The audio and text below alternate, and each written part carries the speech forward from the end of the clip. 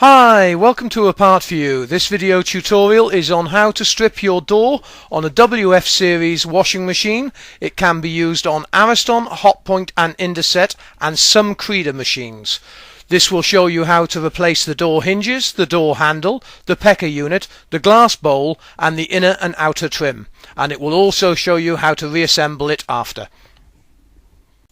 Right, the first thing that needs to be done is the machine needs to be disconnected from the electricity supply. And now we'll undo the door hinges, the 4 screws on the left hand side which you can see here.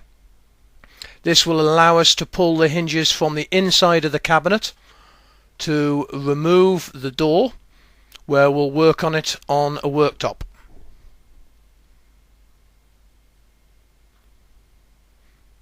Always make sure you've got one hand on the door while undoing the screws to support it. Now with a little bit of a jiggle you'll actually slide the hinges out. Just showing you in more detail from a different angle.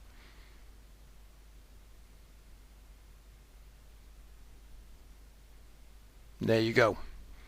Now we'll put this onto the worktop and we'll take you through a step-by-step guide on how to strip the door down. First thing we need to do is undo the screws that hold the inner and outer trim together. I've already taken these out for the speed of video,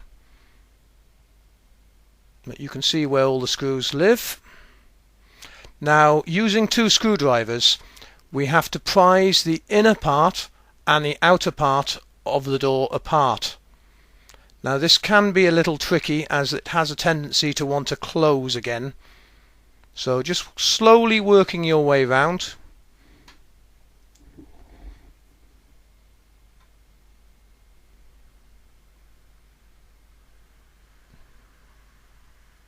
It's always useful to have another set of hands about when doing this, but can easily be done on your own.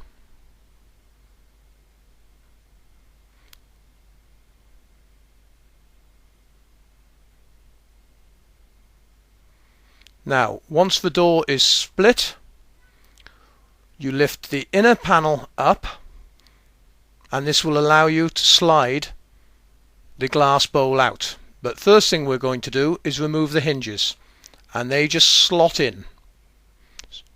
So you don't need to go any further if you only want to replace the hinges. Right, when removing the glass bowl, remember the angle of the chamfer that you can see on the glass. It has a location lug on it which marks up to the inner panel, and also there's a location lug on the glass itself which you can see here.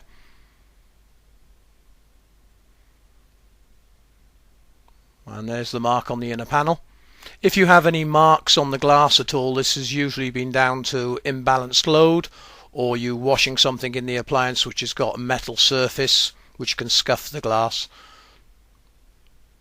You'll notice we're working on a cloth here to stop the actual outer door rim getting damaged or marked. Now we've got to separate the inner trim from the outer trim. The handle comes through the outer trim. It does take a bit of jiggling, but it will come off reasonably easy. Now we're ready to work on the pecker unit and the door handle. This is a good time to take a couple of photographs of the pin and handle assembly. You'll notice my thumb resting here on the handle to hold it in place while removing the pin.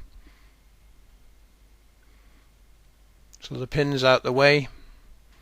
Now you can see the handle coming off with the spring and lever below. Again, you do need photographs to remember how this goes back together. It is one of the trickiest parts. When reassembling, you can see that the edges of the spring sit into a couple of retention holes.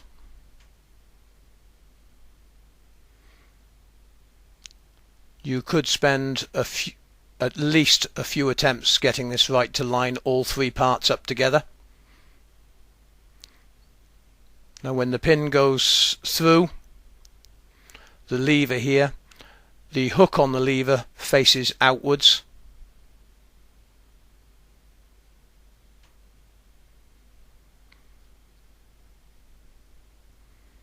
and the handle goes on, then the pin slots in. You will be very lucky if you achieve this on your first attempt. After 25 years, it still takes me a good couple of goes on many occasions. Once you've reassembled, take notice of how the spring sits on the back of the latch lever and make sure it's all working correctly.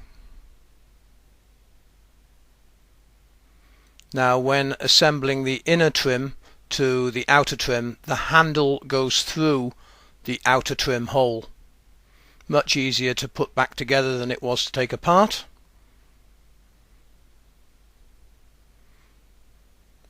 Once you've got these both lined up, just double check your work and make sure that the pin and latch lever and the handle are all working correctly.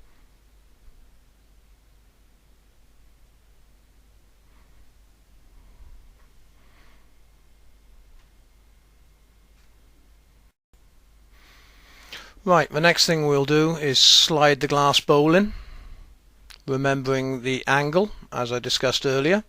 Now, you can't actually see the location lug, but you'll feel it locate onto its slot just by giving it a slight turn, and there we go. Now, the next thing we need to do is put the hinges on. Now, these can go on wrongly, so the easiest way of doing this is sitting them down facing the lever point towards the door and then slotting them into place. They just slide in and then back and then fold them over. And again with the other side, just slot them in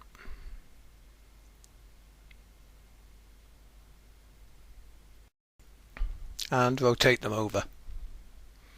Now, when putting this trim back together, if you just push down all the way around, you'll feel it click into place, and then with your screwdriver just do them up just to hand tight. You don't want to strip any of the plastic threads.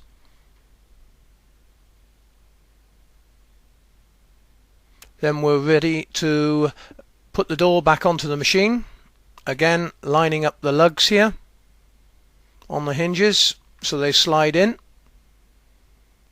and if you just lean the door back slightly, you should be able to get them into the position where you can put the screws back in, and then you'll be able to do the hinges up with the screws, again only hand tight. You don't want to strip the threads. Although we didn't have to replace any parts in this video, we sell all the parts on our website, so just use the search tool, put your model number in, and it will give you a full list of parts available. If you can't find the part that you're looking for, please don't hesitate to contact us, and one of our staff will be glad to help. And remember to shop at a part for you, as that's what keeps us going and able to make these videos for you. And also remember, at our website we have a video tutorial section with all videos for all types of repairs available to you free of charge. Thanks very much for watching.